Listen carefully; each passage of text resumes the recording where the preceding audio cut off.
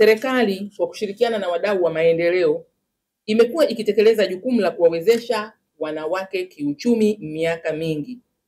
Na leo tumesikia hapa mkurugenzi wa TCB Bank ameelezea hadi historia. Kabla ya benki kuitwa TCB kulikuwa na benki ya wanawake huko nyuma. Kwa hiyo inaonyesha kwamba shughuli ya kuendeleza wanawake kiuchumi imeanza miaka si ya leo. Imeanza kitambo huko nyuma.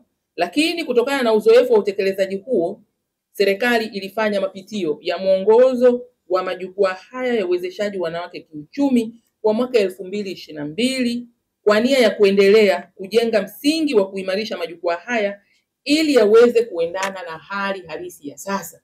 Na historia ya majukwaa haya, mkurugenzi bado amesema, yalianza kuasisiwa tangu enzi za Dr. Samia Suluhu Hassan ambaye ni rais wa sasa wa Jamhuri ya Muungano wa Tanzania akiwa makamu wa rais.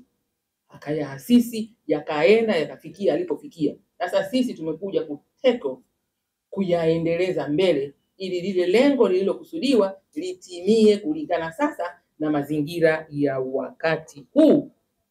Kazi ya mapitio ya mwongozo huo ilianza tangu mwaka 2023 na tukaihitimisha Agosti 2024. Hivyo sasa mwongozo huu mpya wa uundaji na uratibu wa majukwaa ya uwezeshaji wanawake kiuchumi toleo hili la mwaka 2024 hakika unaendelea kutekelezwa na umeakisi mahitaji ya sasa.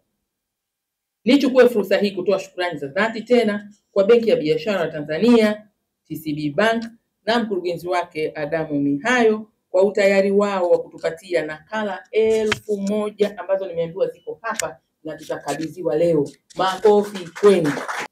Mheshimiwa mgeni rasmi, majukwaa haya ni majukwaa ya wanawake.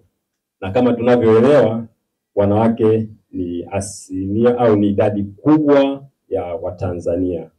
Ni takribani 51% ya Watanzania wote. Kwa hivyo ni jeshi kubwa katika nchi yetu kwa idadi.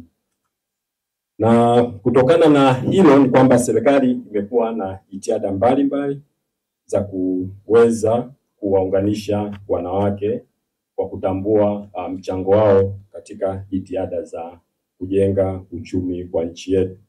Na kufanya hivyo, serikali ndivyo ilipokuja kuanzisha haya majukwaa ambayo tumeendelea nayo toka mwaka 2016 mpaka mwaka 2022 ulipoboreshwa mwongozo wa uanzishwaji wa haya majukwaa. Lakini nguzo muhimu kabisa ya performance yetu kwa mwaka jana, 51% ya wafanyakazi wetu ni wanawake.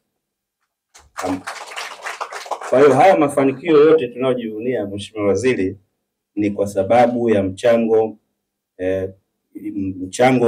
strong kutoka kwa wenzetu wanawake. Tunawapongeza sana. Ni kwa mpaka mwaka jana tulikuwa tumeshatoa zaidi ya bilioni 300 kwa biashara ambazo zinaongozwa na wanawake.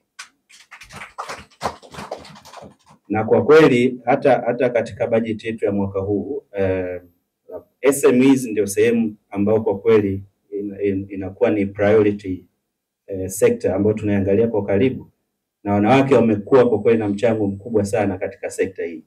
Na niwapongeze sababu wanawake pia ni walipaji wazuri wa mikopo. Kwa hiyo tukiangalia benki yetu, ukiangalia kwa ujumla wake mikopo chechefu ni 3.6 kwa ujumla wake, ambao ni nzuri. Tuko ndani ya chini ya kiwango cha juu kilichowekwa na Benki Kuu.